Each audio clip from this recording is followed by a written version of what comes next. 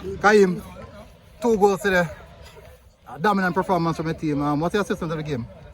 Assessment of the game is to come out and keep the ball and score goals. So overall, the team did fairly well from all standards. Defensively, attacking wise, 8 goals, not conceded any.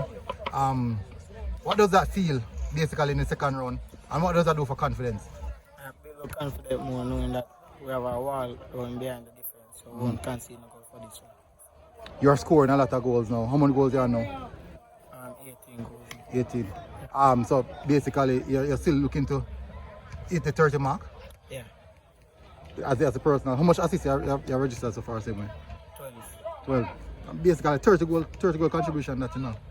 You have basically contributed to quarter of the amount of goals CC have scored this season. And that shows the importance of it.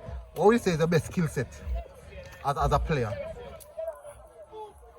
I can't figure it out. You know it? Yeah. All right. What do you think you need to work on to make the next step? I think I need to be more confident, more in front of the goal. All right. Well done, yeah? Yeah, thank you.